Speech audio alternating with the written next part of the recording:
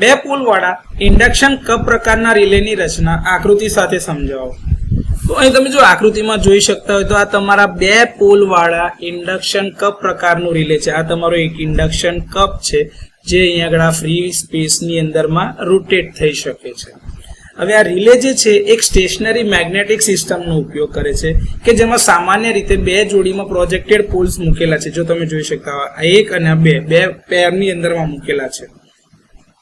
આ pole laminated steel શીટ્સમાંથી બનાવવામાં આવે છે જેથી મેગ્નેટિક કોરમાં જ એડી કરંટ લોસને તમે ઓછું કરી શકો.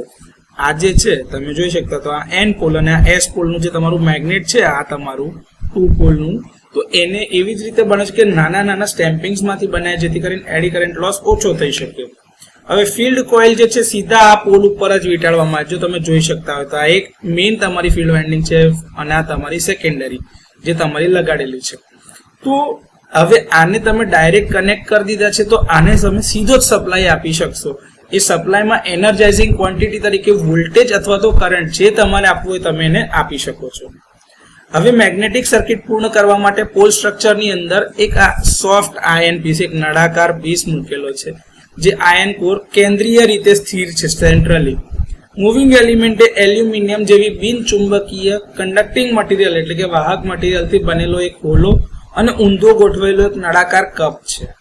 આ એલ્યુમિનિયમ ઇન્ડક્શન કપ બાહ્ય પોલ ફેસ અને ઇન્ટરનલ જે તમારું સ્ટેશનરી આયન કોર છે એની વચ્ચે એક સમાન યુનિફોર્મ એર ગેપ જે બહુ સાંકડો છે એની અંદરમાં ફેરવવા માટે મુક્ત રીતે ગોઠવાયેલો રહે એવી રીતે રચના કરેલી છે.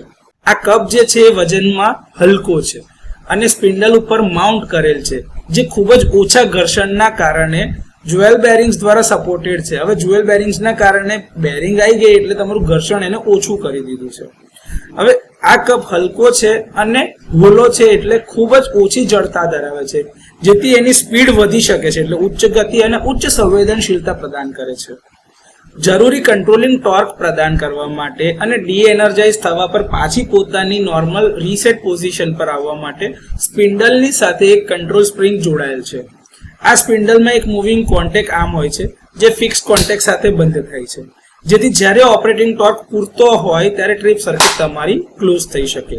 તો આ રીતે બે પોલ વાળા ઇન્ડક્શન કપ પ્રકારની રચના સમજાવી શકાય.